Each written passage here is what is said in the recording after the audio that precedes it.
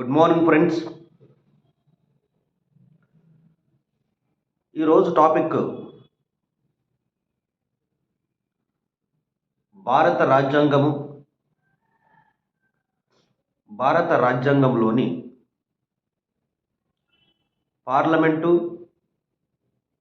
పార్లమెంటులోని ఉభయ సభలు, లోక్సభ మరియు రాజ్యసభ, అదేవిధంగా రాష్ట్రాలలోని లెజిస్లేటివ్ అసెంబ్లీ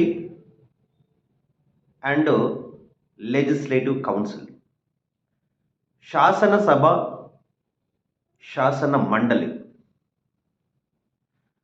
అంటే ఇంతకుముందు మనము పార్లమెంటుకు సంబంధించినటువంటి అంశాలను కూలంకుషంగా చర్చించుకోవడం జరిగింది. ఈరోజు క్లాస్ లోపల రాష్ట్రాలలో ఉన్నటువంటి ఉభయ సభలు, బైకేమరల్ అని చెప్పి అంటారు వీటిని, ఉభయ సభలను. ఈ బైకేమరల్లో ఉన్నటువంటి ఈ ఉభయ సభలు ఏవంటే లెజిస్లేటివ్ అసెంబ్లీ, లెజిస్లేటివ్ కౌన్సిల్, శాసనసభ, శాసన మండలి. ఈ శాసనసభలో ఉన్నటువంటి మెంబర్స్ ఎవరంటే రాష్ట్రంలో ఉన్నటువంటి కాన్స్టిట్యువెన్సీస్లో నుంచి వచ్చినటువంటి ఎమ్మెల్యేలు అందులో ఉంటారు.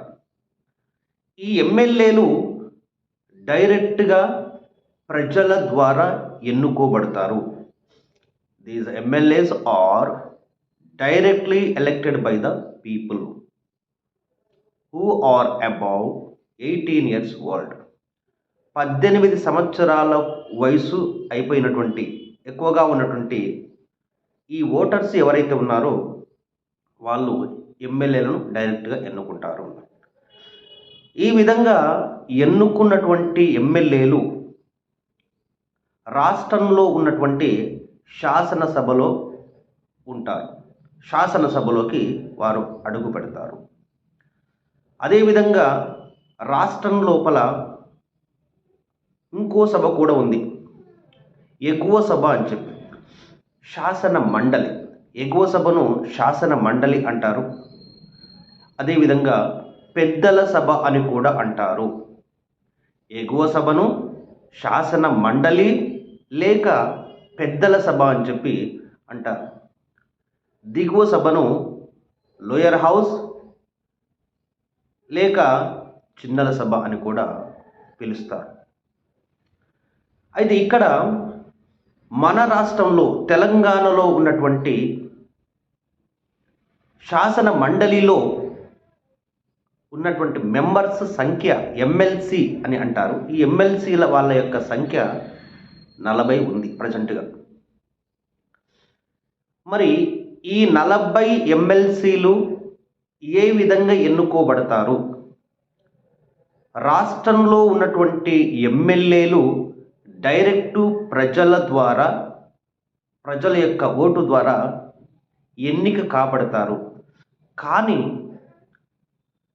రాష్ట్రంలో ఉన్నటువంటి శాసన మండలిలో ఉన్న ఎమ్మెల్సీలు మాత్రము ఎమ్మెల్యేల విధంగా డైరెక్టు ఓటు ద్వారా ఎన్నుకోబడరు.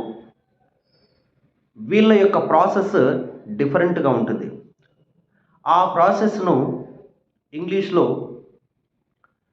Proportional representation by means of single vote transferable method, నైష్పత్తిక ప్రాతినిధ్య ఏక ఓటు బదిలీ పద్ధతి.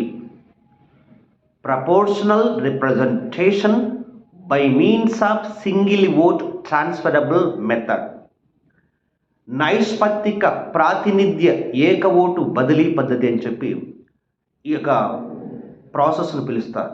వాళ్ళని ఎన్నుకునే విధానము ఈ విధంగా ఉంటుంది. ఎలా ఎన్నిక విధాలు ఎన్ని రకాలుగా ఉన్నాయి? ఎమ్మెల్సీలను ఎన్నుకునే విధానాలు కొన్ని రకాలుగా ఉన్నాయి. ఏవి అనగా, తెలంగాణలో 40 ఎమ్మెల్సీ సీట్లు ఉన్నాయి. ఈ 40 ఎమ్మెల్సీలను ఎవరు ఎన్నుకుంటారంటే శాసనసభలో ఉన్నటువంటి 119 ఎమ్మెల్యేలు శాసన మండలిలో ఉన్నటువంటి 14 మందిని ఎన్నుకుంటారు. అంటే తెలంగాణ రాష్ట్రంలో ఉన్నటువంటి ఎమ్మెల్యేలు 14 మందిని ఈ శాసన మండలి నుంచి వాళ్ళు ఎన్నుకుంటారు. అదేవిధంగా లోకల్ అథారిటీస్ అనగా ఎంపీటీసీ, జడ్పీటీసీస్ వీళ్ళు 14 మంది ఎమ్మెల్సీలను ఎన్నుకుంటారు. తర్వాత 3 గ్రాడ్యుయేట్స్ ఎన్నుకుంటారు.